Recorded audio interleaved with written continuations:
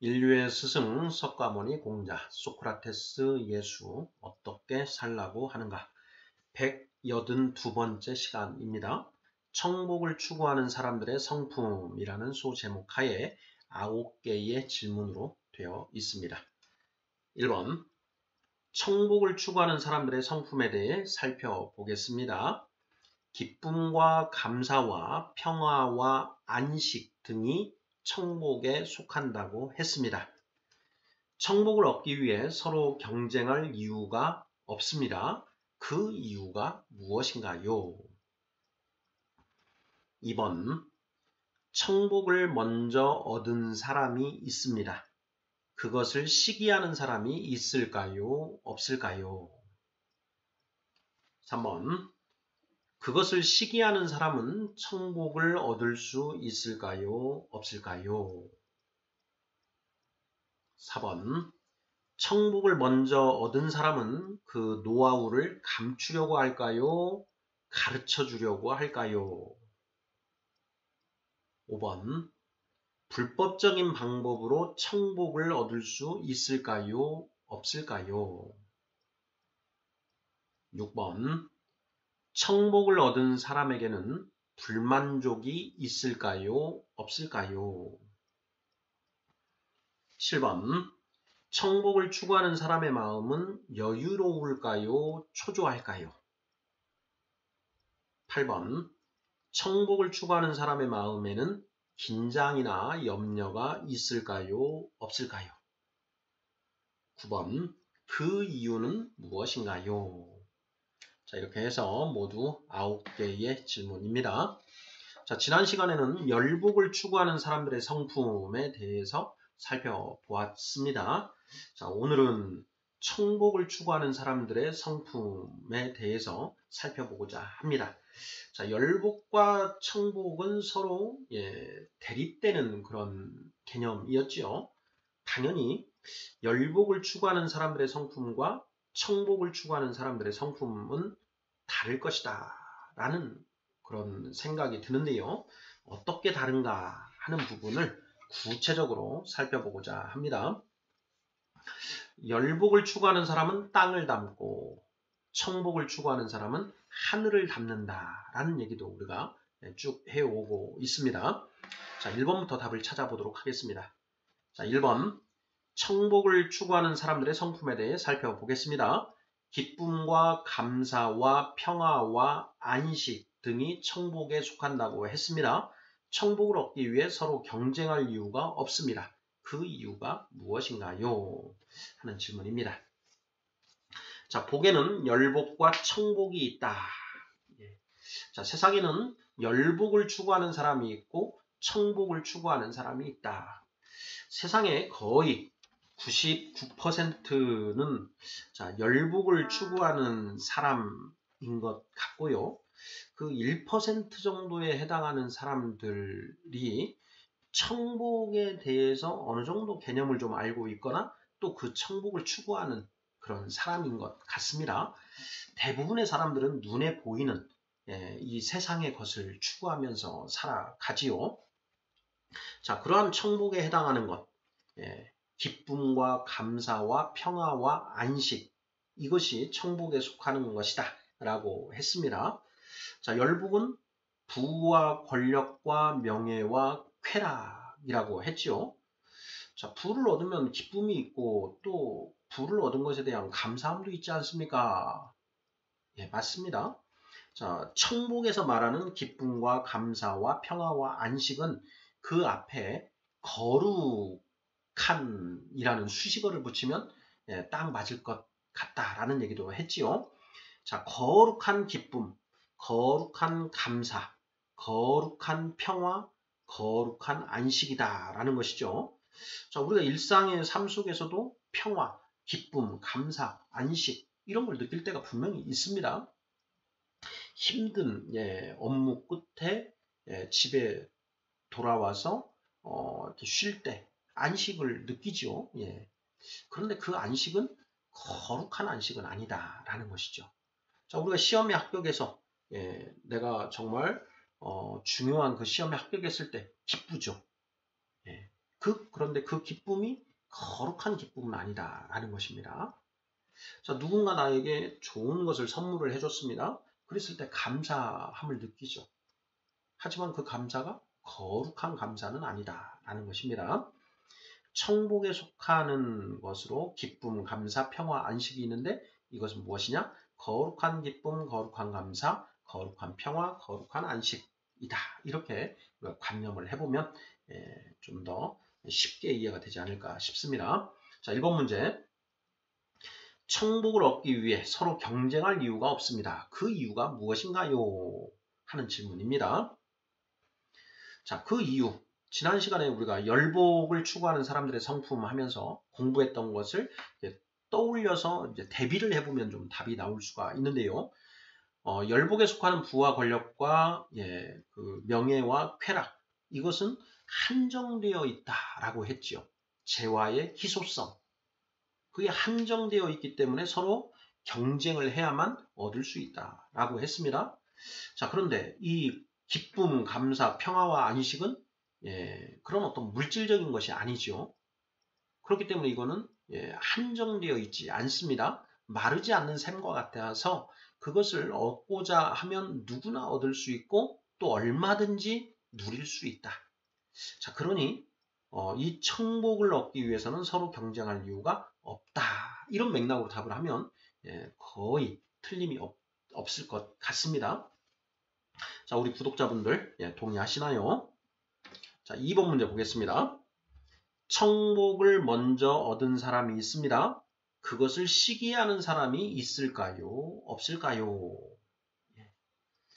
자, 거룩한 기쁨과 거룩한 감사와 거룩한 평화와 거룩한 안식을 누리며 사는 사람이 있다. 자, 그것을 보고 누군가 시기하는 사람이 있을 것인가 없을 것인가 하는 그런 질문입니다. 자, 어떻게 답을 하시겠습니까? 시기하는 사람이 있을까요? 없을까요? 대부분의 사람들은 부와 권력과 명예와 쾌락을 쫓아가고 있기 때문에 그런 거룩한 기쁨, 감사, 평화, 안식에는 별로 관심이 없습니다. 그러한 것들을 별로 그렇게 귀한 것으로 여기질 않는 것이죠. 그러니 그러한 청복을 먼저 얻은 사람이 있다라고 해서 별로 이렇게 관심을 기울이거나 그걸 시기하거나 하는 경우는 거의 없을 것 같습니다. 그런데 다만 청복을 추구하는 사람들 중에 열복이 아니라 청복을 추구하는 사람 중에 누군가가 먼저 그것을 얻었다라고 했을 때 그것을 좀 이렇게 부러워하고 시기하는 사람은 있을 수 있지 않을까. 뭐 이런 생각도 가능성이 아예 없는 건 아니겠다. 이런 생각이 들었습니다. 자, 시기에 이제 국어사전을 찾아보니까요.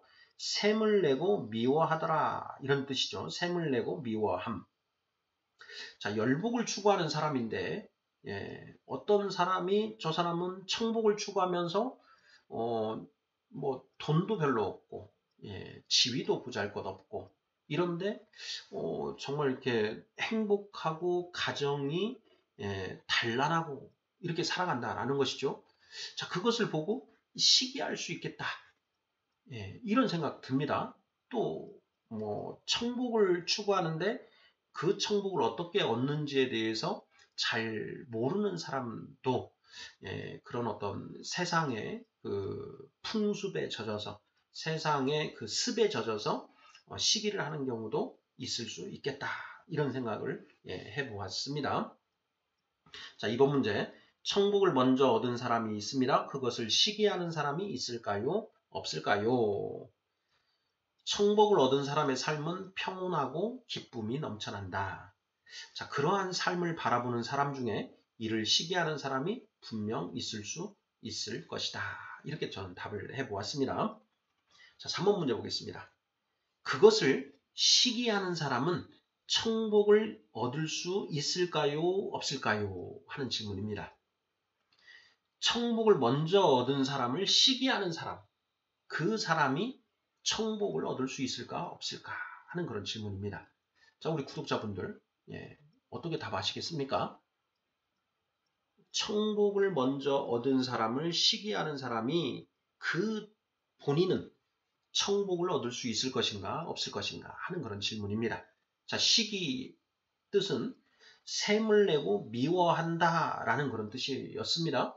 자, 청복 얻은 사람을 샘을 내고 미워한다. 어떤 사람이 거룩한 기쁨과 감사, 평화, 안식을 누리는데 그것을 보고 샘을 내고 미워하는 사람, 그 사람 본인은 그 청복을 얻을 수 있겠는가 없겠는가. 예, 없다 이렇게 보면 맞지 않을까 싶습니다. 그 사람이 그런 샘을 내는 것, 시기하는 것, 이것을 샘을 내고 미워하는 것을 이제 버리고 올바른 마음을 품었을 때 비로소 청복을 누리면 누렸지, 그 시기하는 마음을 그대로 가진 상태에서는 청복은 도저히 얻을 수 없을 것이다. 이렇게 보여집니다. 그럴까요? 저는 그럴 것 같은데 우리 구독자분들은 어떻게 생각하시는지요? 자, 4번 문제 보겠습니다. 청복을 먼저 얻은 사람은 그 노하우를 감추려고 할까요? 가르쳐 주려고 할까요? 하는 질문입니다. 자, 청복을 먼저 얻은 사람이 있습니다. 거룩한 기쁨, 거룩한 감사, 거룩한 평화, 거룩한 안식을 얻고 누리는 사람이 있죠. 자, 그 사람은 그 노하우를 다른 사람에게 가르쳐 주려고 하는가, 감추려고 하는가 하는 것이죠.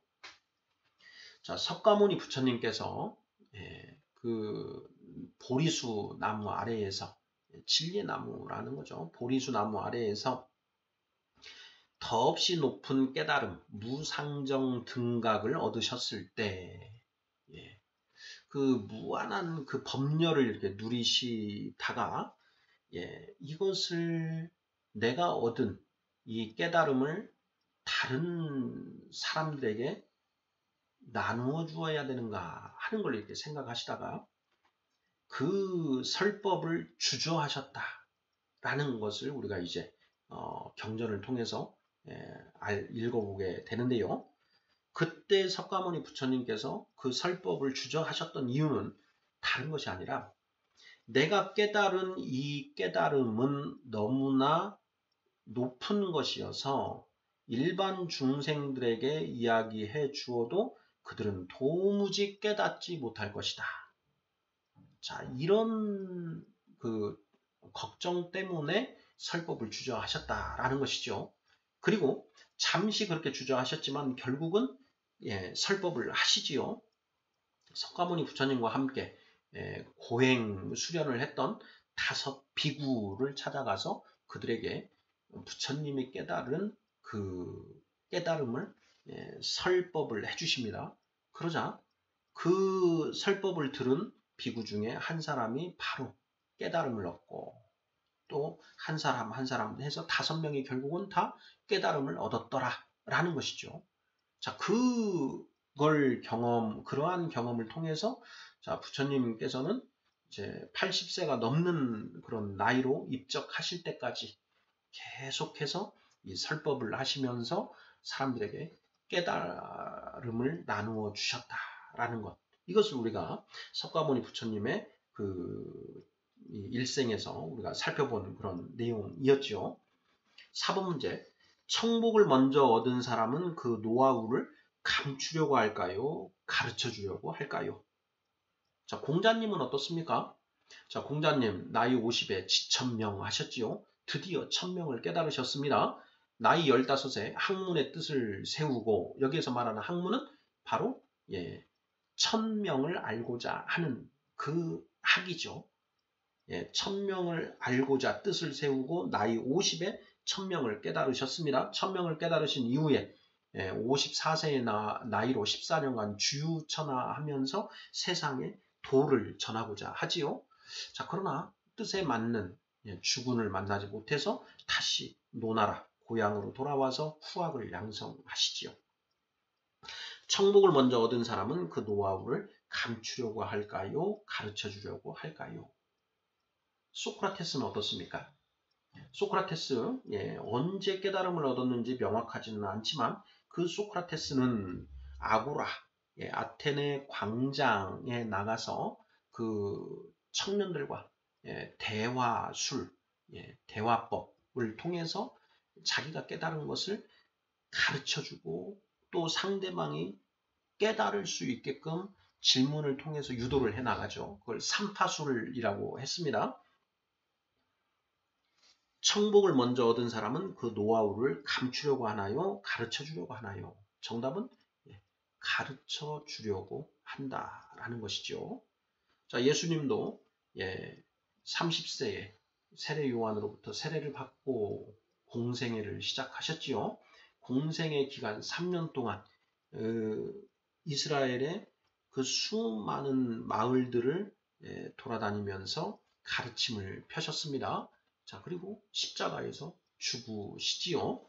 예수님이 스스로 본인의 입으로 자기가 이 땅에 온 목적 두 가지를 이제 말씀을 하시는데요. 첫 번째는 자, 십자가의 대속제물이 되기 위해서 온 것이다 라는 것이었고, 두 번째는 천국의 비밀, 천국 복음을 전하기 위해서 오셨다라는 이런 두 가지 목적을 스스로 말씀을 하십니다.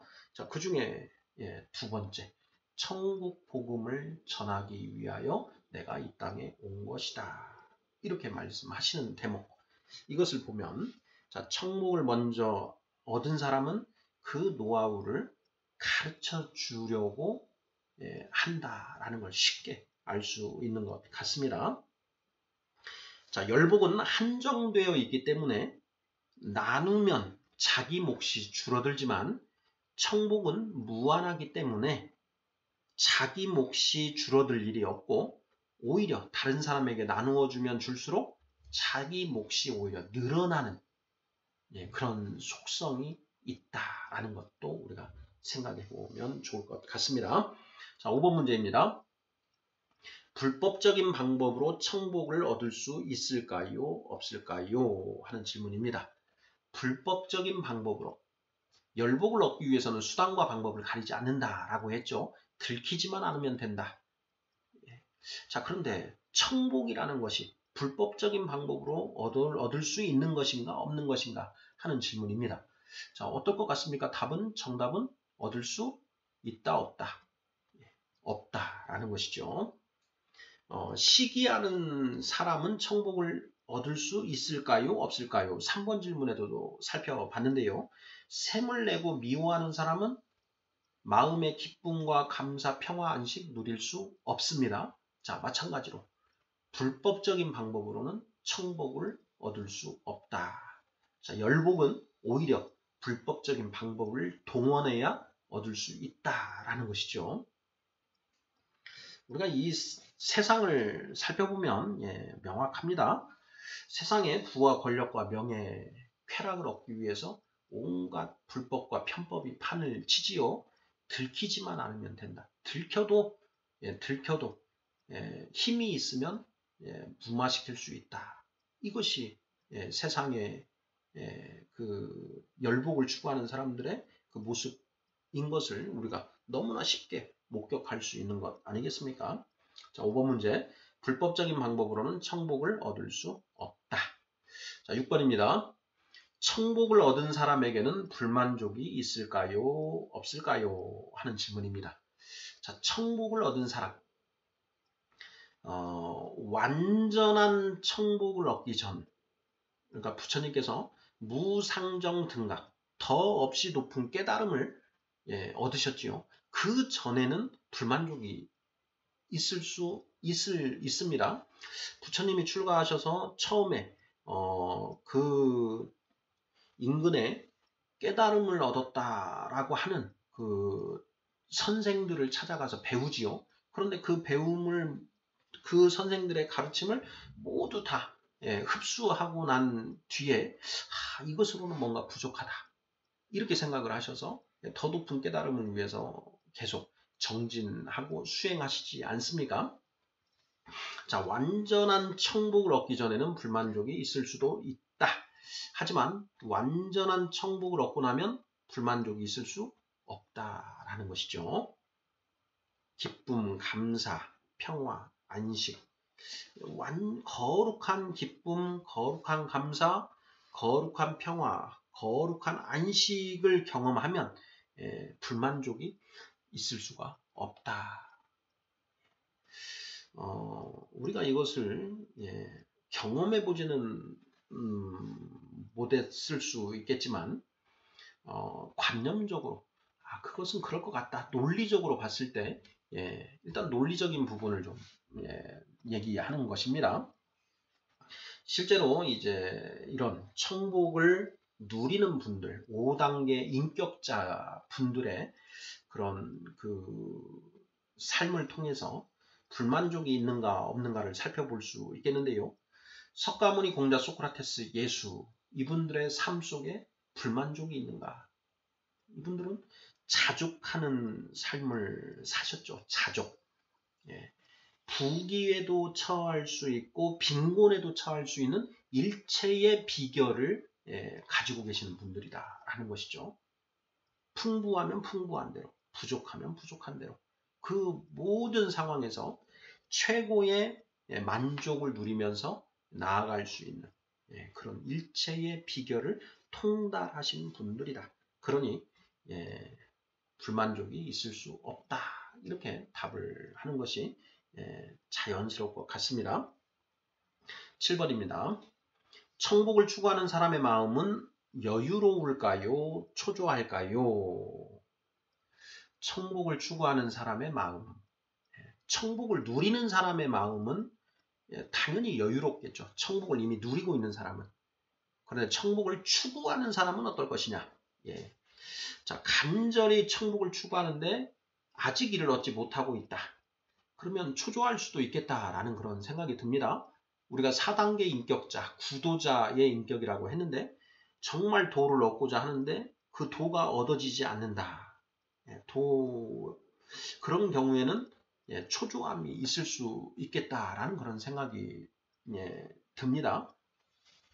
그러나 천국은 누구나 그것을 원하기만 하면 얻을 수 있습니다. 천국을 원하는 사람은 드물지만 천국을 얻고자 하고 그것을 정말 그 올바르게 접근만 하면 누구나 다 천국을 얻을 수 있다라는 것이죠. 자, 어떻게 하는 게 올바른 접근 방법이냐?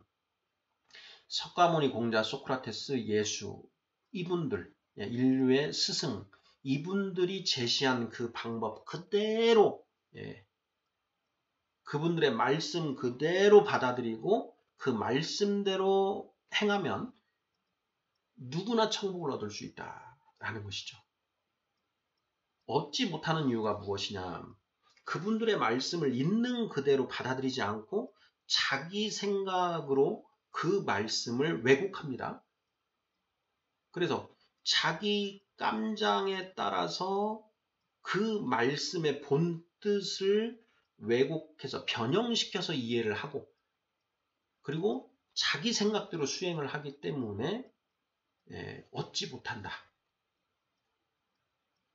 있는 그대로 이분들의 가르침을 있는 그대로 받아들인 그러한 순전한 마음이죠. 예수님은 이런 말씀을 하셨습니다. 자, 어린아이들처럼 천국을 받들지 않는 사람은 천국을 얻을 수 없다. 이런 말씀을 하시죠. 어린아이들, 순수한 마음이죠. 엄마 아빠가 이것은 먹으면 안 돼요, 이건 하면 안 돼요 하면은 그대로 따르는 그 순수함을 가지고 있는 어린아이의 마음, 그 마음을 가지고 스승들의 가르침을 받아들일 때 누구나 다 천국을 얻을 수 있다. 천국을 얻지 못한다. 거기에는 자기 생각이 그 스승들의 가르침을 온전히 보지 못하게 가로막고 있다라는 것이죠. 7번 문제. 천국을 추구하는 사람의 마음은 여유로울까요? 초조할까요? 청복을 간절히 추구하는데 이를 얻지 못하고 있는 사람의 경우 초조할 수 있다. 자, 이렇게 답을 하면 되겠습니다. 자, 8번 문제. 청복을 추구하는 사람의 마음에는 긴장이나 염려가 있을까요? 없을까요? 긴장. 국어사전을 찾아보면 마음을 늦추지 않고 정신을 바짝 차림 이런 뜻이고요. 염려. 여러 가지로 마음을 쓰며 걱정함. 자, 청복을 추구하는 사람의 마음에는 긴장이나 염려가 있을까 없을까? 청복을 추구하는 사람. 자, 청복을 누리는 사람은 당연히 긴장, 염려가 없습니다. 왜냐? 그 마음에 거룩한 기쁨, 감사, 평화, 안식이 있기 때문에 당연히 긴장, 염려, 불안, 초조 이런 것들은 있을 이유가 없지요. 자, 그런데 청복을 추구하는 사람 4단계 인격이죠. 4단계 인격, 5단계 인격, 득도자의 인격, 4단계 인격, 구도자의 인격. 자, 구도, 청복을 추구하는 사람의 마음에는 긴장이나 염려가 있을까 없을까? 어느 정도는 있을 수 있죠. 이분들은 아직 구도, 도를 깨닫지 못했기 때문에 그 안에 긴장, 염려, 내가 과연 이 도를 얻기 위해서 구도의 길을 가고 있지만 내가 과연 이 도를 얻을 수 있을 것인가 하는 그런 염려가 있을 수 있고요. 내가 이렇게 했는데 도를 깨닫지 못하면 어떻게 하나 하는 그런 긴장감이 있을 수 있을 것도 같습니다. 자, 9번 그 이유는 무엇인가? 자, 청복을 추구하는 사람의 마음에는 긴장이나 염려가 있을까요? 없을까요? 청복은 불법적인 방법으로는 얻을 수 없다. 그리고 청복은 기쁨과 감사, 평화와 안식을 얻는 것인데 사실은 기쁨과 감사, 평화와 안식으로 접근을 할 때 그것을 얻을 수 있다는 것이죠. 그래서 청복을 추구하는 사람의 마음에는 긴장이나 염려가 열복을 추구하는 사람보다는 덜하다. 있을 수는 있겠으나 덜하다. 그 이유는 무엇인가? 청복은 열복과 달리 원하면 얼마든지 얻을 수 있고 누구도 빼앗아 갈 수 없으므로 긴장하거나 염려할 이유가 없다. 우리가 지난 시간에 열복을 추구하는 사람들의 성품 이렇게 살펴보면서 무한경쟁, 약육강식, 적자, 생존의 법칙이 적용된다. 열복의 세상에서는 그렇죠.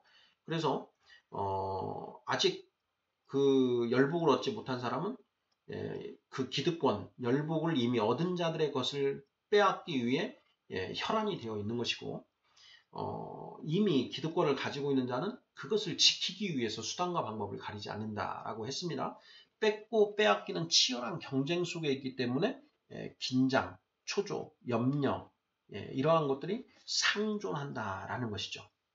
그것을 우리가 이 세상에 살아가고 있는 우리 그 보통 사람들이 가지는 스트레스, 불안, 긴장, 초조, 염려 이것이 늘 일정한 주파수로 우리 안에 존재한다라는 것이죠. 그것이 완전히 소멸되는 그런 상태, 그게 분명히 가능하다라는 것이죠. 스승들의 가르침을 살펴보면 청복을 추구하는 사람의 마음에는 긴장이나 염려가 있을까요? 없을까요? 있을 수도 있겠으나 열복을 추구하는 사람에 비해서는 적을 것이다. 그 이유는 무엇인가? 열복은 그 재화의 희소성으로 인해서 적자 생존, 무한경쟁, 약육강식의 원리가 지배하지만 청복은 열복과 달리 원하기만 하면 얼마든지 얻을 수 있고 또 한 번 얻은 걸 누가 빼앗아 갈 수 없는 것이기 때문에 긴장하거나 염려할 이유가 없다. 이런 맥락으로 답을 하면 맞지 않을까 싶습니다. 자, 인류의 스승 석가모니 공자 소크라테스 예수 어떻게 살라고 하는가? 182번째 시간 청복을 추구하는 사람들의 성품에 대해서 살펴보았습니다. 자, 지난 시간에 살펴본 열복을 추구하는 사람들의 성품과 대비해서 우리가 이것을 이해해보면 좀 더 쉽게 이해할 수 뵙겠습니다. 감사합니다.